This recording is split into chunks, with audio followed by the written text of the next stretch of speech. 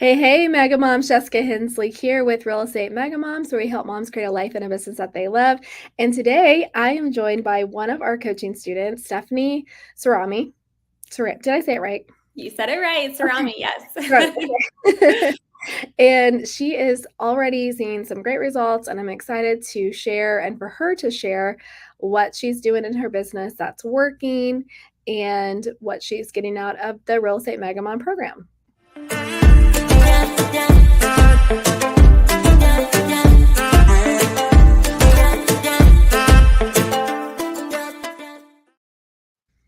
Well, hi, Stefany. Thank you for being here today. Thank you, Jessica. I'm excited.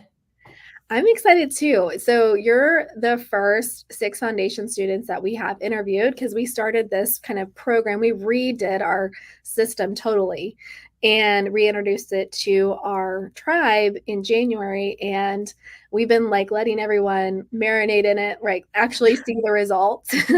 And Awesome. so, yeah, you're our first testimony. So, I'm excited to get to share your experience. But why don't we go back a little bit and let's tell everyone where you serve and how long you've been in the business, and also what made you like, why did you get into real estate, and what did you think it was going to be? What were your expectations? Sure. So I am in the Bluffton, South Carolina area. I serve Bluffton, Hilton Head, mostly Beaufort County. I have been licensed since October, but really kind of got started. Our new office opened in January. So I'd say, I was licensed in October, but really dove in January. I also got my reciprocal recently in Georgia because we are very close to Savannah. So I serve the Savannah and surrounding areas there as well. So far I have two homes under contract in South Carolina, and I just secured a listing from a for sale by owner in Statesboro, Georgia. So that's been really exciting. Awesome. Why did you decide to get your real estate license? So real estate has kind of always been in my family. I grew up, even my grandfather, he built apartment complexes in Richmond, Virginia. My parents have been more on the investment side of real estate and the commercial side. And then my husband also works in small light construction jobs and home installations in the Bluffton area. So it's just kind of always been in my blood, and it's always been in the back of my mind. I was a stay-at-home mom for 4 years, and we got our boys in daycare, and I decided it was time for me to get back into the workforce and decided to get my license, and it's been fun so far. So yeah. Yeah. Well, I mean, I understand the background with the family being in the commercial real estate world. Did you have anybody that was actually an agent in your family? Did you know what to expect necessarily? No clue. I will say that my mom and I believe my dad did the schooling in Virginia, but they never actually got licensed. So yeah, I'm the first one in the family to actually be an agent. And I honestly thought I would go in it more on the transactional side, like doing the contracts and just kind of back in, because I am not one to kind of put myself out there. I didn't have social media before this or anything like that. So I did not know where I would fit in. But some people on my team who brought me in wanted me to try the sales part of it first. And I didn't know how much I would enjoy, finding people their homes, and even some of the negotiation aspects has been fun. So yeah, I do really enjoy it. Good. That's good. And one thing I love about real estate, especially like this side of it where we're actually helping people buy and sell, is the impact you're making in their lives. I love working with first-time home buyers. Have you kind of found a niche of the type of buyer that you like to work with yet? So still working on finding my niche, hopefully more to come on that in the future. I do have a few first-time home buyers that I've sent to my lender, and hopefully we'll be getting pre-approval and to me, that is also very rewarding, finding somebody their first home and helping them through the process and all of that. So who knows if that will be what I fall into or not, but yeah, still looking for that, particular area. Yeah. Yeah.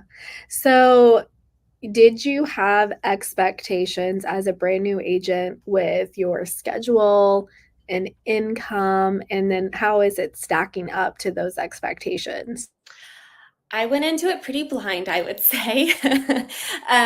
Being a stay-at-home mom, we have survived off of my husband's income for years. So I didn't really have, anything in my head. I knew I wanted to help contribute to our lifestyle and the family, and but that number wasn't really there. But I will say joining this program really helped me break down, which my husband is grateful for, break down our expenses and really see, how I could help, and kind of lock some of those numbers in. Yeah. Well, let's talk about that. So, what she's referring to, one of the first things we talk to our students about is knowing their numbers, but specifically their budget for their house and for their business, what's already coming in, and what they need to contribute in order to not just survive, but to thrive, right? So, when we say thrive, I always like to take people through the exercise of what are your big goals? What are the big things that you have that you're working for, your why, So, what were some of those goals for you? A big goal for me is I wanted to be the one that could support us on vacations.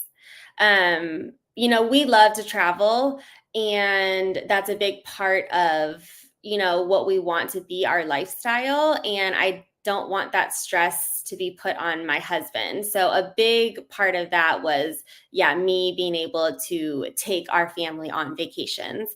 And then also smaller things of, like getting my nails done or getting a massage or, those kind of things where it was me paying for it and not feeling, the pressure of, Yeah.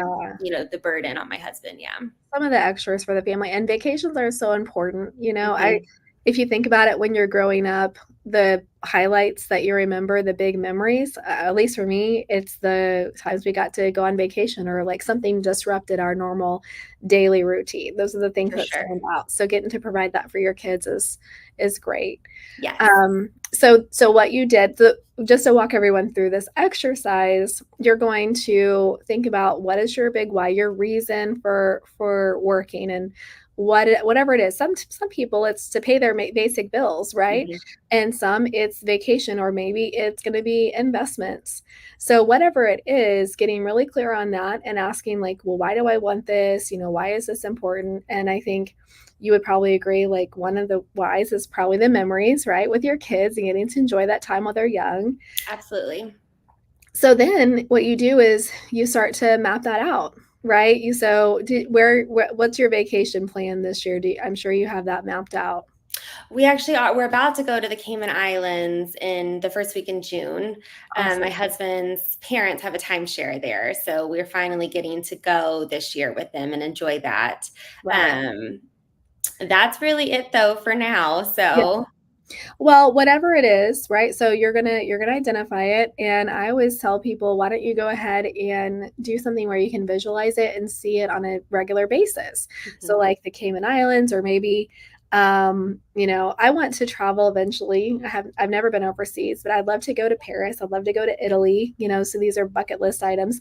So let's say my goal was to have that. Or this year, I wanted to go to Hawaii because I'm going to be 40. We're going to celebrate our 20th anniversary. And so in my head, awesome. yeah, that's my big goal. So on my vision board, my Hawaii picture, went up, and I know that's what I'm working for. So then you find out what that's going to cost, and then you Mhm. put it on your monthly budget, and then that's how you fund it, right? And that's how you decide how many transactions you need to close on a monthly basis. So what is your number? How many transactions do you need to close? So I need to close. I more so know how many people I need to be working with. Is that okay? That's fine because most people don't even know that, Stephanie, and you know that because of the program. So I'm gonna Yes. take it. So we'll go farther into that. So let's say I'm just going to give her a number. Let's say 12. Let's say 12 is what she needs to close annually. So then what we do is we back into, all right, I need to close 12. So how many people do I need to talk to in order to get a transaction, whether it's a signed buyer or a signed seller? And then we even break that down further with how many people do we need to attempt to call on a weekly basis, and we start tracking those numbers. So this is something we go over every week in our coaching calls. Like if they're asking me a question, I'm like, okay, how are your attempts? So yeah, go ahead and tell us what does your numbers look like? Yep. So I need to be with at least 2 buyers every month, and I need to be my sellers. I'm working on the numbers there because I am buyer heavy. But right now it's a decimal. So I just have one in my head, one listing in my head. Yeah, per month. So that's Perfect. 3, I guess, per month. Yeah. Yeah. So, and that's active. So and depends on the market. So this is something we go over in the course, and there's like a formula for it. But depending on how many days it takes you to find an active buyer a home and they go under contract and close, that's the number that goes there. So it tells you how many people you need at all times. That's really Mhm. what you're looking, right? It's not necessarily the closing. It's Right. just, am I on track or off track? Mhm. So for Stefany, she needs to have 2 active buyers at all times that are less than, I'm just going to say 90 days old, right? That Mhm. we signed and she's been working with for less than 90 days. And then the same goes for a seller. Mhm. So then we ask, how many appointments do you need to go on weekly? Do you know that number? I know for the selling side, it's 1 appointment Okay. per week. So the buyer side might be a little bit more, two appointments maybe per week. Yeah. Mm-hmm. And so that just gives them, our students, it gives you a really specific goal that you know each week if you're winning, if you're on track or off track. And if you know, I mean, it's okay to have off weeks, obviously. We're not going to be perfect every week, but if we're off week after week, month after month, then obviously we're not going to reach our goal, right? So it's just a lot easier to course correct when we see by the week, what are we doing this week to actually reach our goals? Yeah. I mean, kids get sick or whatever. I know mine just had spring break a few weeks ago, and it was my first holiday, I guess, when I've been actively working with them. So that was an experience for sure. And then you're going to have summer. Are they going to be going to daycare this summer or? Luckily, the daycare will be open in the summer, but my oldest will start kindergarten next year. So I have Okay. 1 more year, I guess, of steady daycare. Okay. So why don't you tell us why did you sign up for the Six Foundations? What was the motivation for that? Well, I started with your mini course, and I found everything that was in there very useful and helpful, and I wanted to, dive in even deeper. Um, Again, I didn't have social media, so I had no idea how to even go about marketing myself or any properties through Facebook, Instagram, so be it. And the organizational side of it. I didn't have a calendar or anything, you know, not being in the workforce for so many years, you're kind of just like day to day, whatever happens, happens. So that was new to me too. And those were definitely my 2 main reasons, and 2 things that have been very, very helpful. And then also just the accountability. You're in a group with other moms doing the same thing that you're doing. Sometimes on those weekly calls, some of the moms will have their sick baby there, or whatever the case may be. And so it just makes it feel more normal, and you're not alone. And that's a big thing for me too. I love that. And that's why we started Real Estate Mega Moms, because we wanted to have a space where we didn't feel intimidated, and Mhm. nothing against guys. In fact, we are thinking about opening up some of our products to men and giving that option, but we really are protecting our women only spaces because um, we just have different challenges, right? For sure. Most of us, right? Most of the men, and I know not every man, right? Some of them are single dads or whatever, but most of the men have a support system, unlike women at this time. And also, I'm not against it. I think that the woman's role in the house is you're still the primary, like, go-to caregiver for your kids. Hmm. And honestly, I wouldn't want to change that for myself. So anyway, it's a different struggle that we go through, the mom It guilt is. and For sure. all And the with real estate too, that's actually something else that you have taught me is setting your boundaries with your clients. Having a family, you really need to be mindful of setting time aside and letting your clients know, like, hey, I'm available, here, here, and here, but this day is for my family, or, whatever the case may be, you decide. But that was, being a new agent, you're like, oh, I have to be available at all times, like, don't want to lose this or whatever. But you need to make time for your family because that's important. Absolutely, because, commission checks will come and go, clients will come and go, and I don't think anyone on their deathbed or, after the kids are long gone would say, I mean, I wish I had another closing, you know? Right. It's like, no, I wish I had more time with my family. And so the whole goal with Mega Moms is to empower moms to reach their financial goals through real estate without missing time with their family. And it's not a perfect goal. I'm not saying you'll never miss anything ever because there are hard choices. But I think if your overarching mission and you're able to spend more time without feeling guilty with your family and reach your financial goals, then you succeeded. Huge win for sure. Okay, so let's see what else can let you already shared where you're at and you are on a team currently.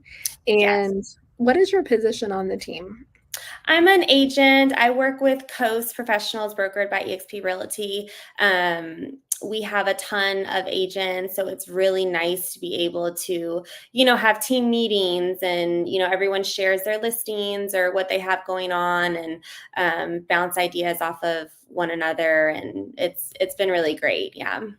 Are they providing leads for you, or is that pretty much your goal or your Um, ability? the agent that I came in under, she has a few different ways that she gets leads, and she does provide the newer agents. She's not the biggest fan of calling, so it's something that she doesn't want to do. So if she gets one, she will typically send it to myself, or we have a few newer agents in the office as well. So yes. Okay, so she does get some leads then from her team, but something else we talk about in our program is identifying 3 pillars of business and then making sure those pillars make it to your calendar so it actually happens. So, what have you identified as your pillars of business?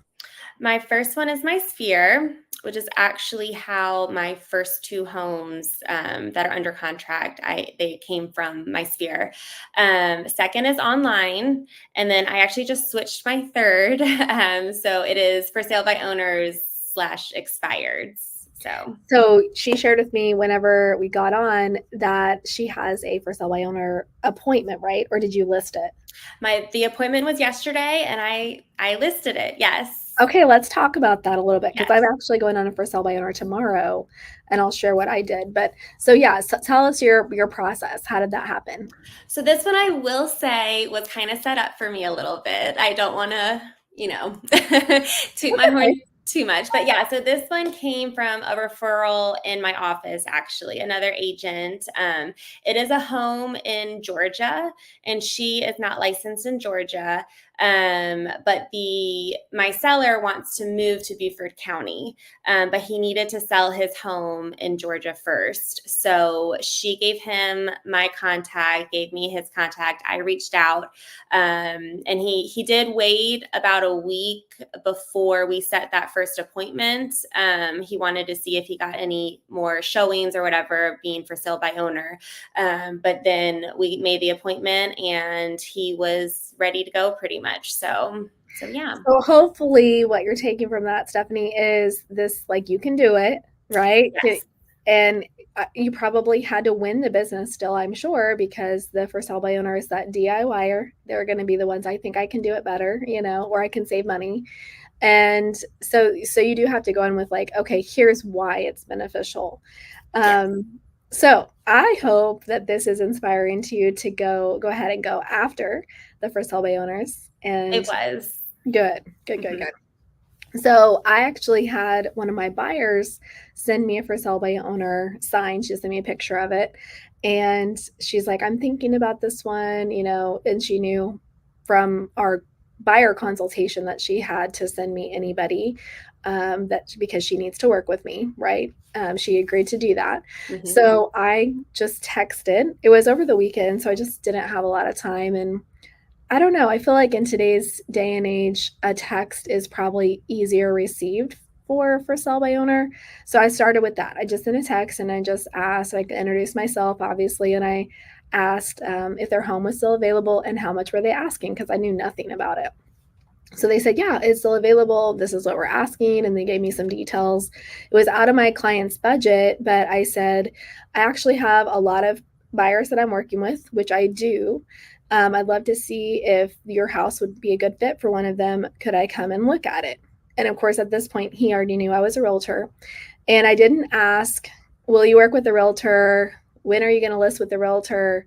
Why didn't you list with the realtor? What makes you think you're going to sell it on your own or whatever? Unfortunately, I have seen some scripts that were like that. And that it's almost insulting, and I just think that's not your job on either the text or the phone call. The only goal is to get in front of them. So I'm going to go on the appointment tomorrow at 5:30, and then at that point is when I'll be asking some of those questions, but maybe in a little softer way. For Um, sure. you know, so some of the questions I will ask is, how did you arrive at the price, and how long, have you had it for sale? Have you had a lot of people look at it? Have you had any offers? And throughout those conversations, and also, like, why are you selling, where are you moving, getting the motivation is key. And then I can ease into, well, here's what I would price it for, here's my advice, have you ever thought about listing? So I'll keep you posted. Maybe, Stephanie, on Wednesday I can tell you how it Yeah, went. let me know how it went. I actually started out in my real estate career back in 2003. For sell by owners was like my go-to. That Oh, so you nice. can do it. You can do it, and that's my thought process: is just get the appointment and then have a good conversation with them when you get in front of them. So I love that way too. Like you're not hounding them at the start. You're like, hey, I just want to see your house. I might have somebody interested. And I think that's a really good approach that I can implement better than some of the other, scripts that I've seen out there and stuff. So that's right, because your assignment this last week, I think, was to get some scripts, wasn't it? To go on I was going to YouTube. look at some scripts and my assignment was one appointment and I You got did my it. appointment yesterday. So That's awesome. I'm so proud of you. thank you. Okay, so we'll just wrap it up with this. If somebody is thinking about joining our Six Foundations as a new agent, or maybe somebody that just wants to restart their career, want to also mention this before you answer. We actually guarantee that you'll make six figures in a year, within a year of working with us, as long as you show up every week and do what we ask you to do, which Stephanie's doing. So what would you say to somebody who's considering it? I mean, for me, it was a no-brainer.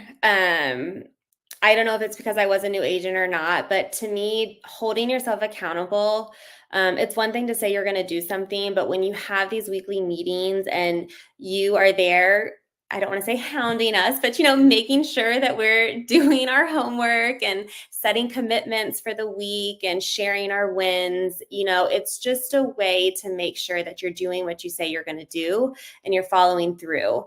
And that for me and my business is huge. Because if I'm just there, without anybody, pressuring me a little bit, then I might not get to it, or I'll say, well, there's always next week, or that kind of thing.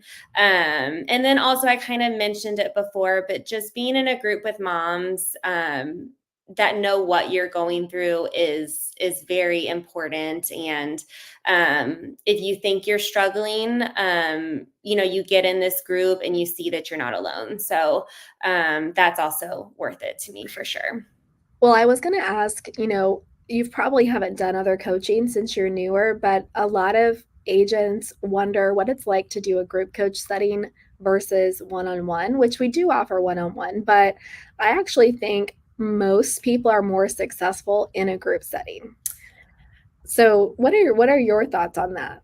I personally like to hear everyone's questions for the week because it might be something that maybe, hey, I forgot to ask, or two, I didn't even think about that. And how can I implement this in my business? So to me, I like the group because you might get to hear some things that never would have even crossed your mind or that kind of thing. So Yeah. mhm. And the other alternative that I see out there is mastermind. So the difference between a mastermind and a group coach or group coaching is we are speaking to one way of doing business. We're not all giving multiple ideas. Not that there's multiple ways of generating leads, but we're Mhm. speaking to one system, which is know your numbers, know how many transactions, know how many attempts and connections you need weekly, get your 3 pillars, your 5 strategies, and get them on your calendar. I mean, that's a very quick, simplified version of the course. And there's a lot, obviously, that goes into that. Mhm. But I think, have you been part of a mastermind? Mm-mm, I Okay. haven't. So I just think a lot of agents are used to the mastermind. And I want to speak to the person listening to this right now that's on the podcast or YouTube or wherever you're watching. If you are struggling in your business, you are feeling overwhelmed, feeling behind, feeling lost, stop going to masterminds because they are fueling that feeling. And here's why: because you have people that are presenting their best foot forward. Some of what they're saying may not even be true. I've known people to do that in masterminds. Well, they've heard of this system and they'll say, oh, well, this is how you should do it. And they've not even done it themselves. Okay. So you're getting all of these different perspectives. And of course, you're going to walk away and feel it behind because there's no way you can implement all of that. Whereas in a group coach setting like this, where we have one course, one program, one thought process, it's so much easier because you have a very clear path to follow. And it's just like one step in front of the other, and you're going to be successful. So, and Stefany is living proof. Yay. Yeah. So, thank you for being on, Steph. So, if they want to send you referrals, how can they reach you? Yeah, I'm on Facebook. You can email me. It's very simple. It's just my name, stephaniecerami@gmail.com. Or probably message on Facebook or email. Yeah. And for those listening on podcast, we'll put that in the show notes, but it is Stefany and then CERAME at gmail.com. Yes, I forgot it is spelled a little differently. All right. Well, thank you so much for being on. And hopefully, we'll get to see you in Dallas this year at the Abundance Conference. Thank you so much for having me. This was a pleasure. Bye, moms. Bye.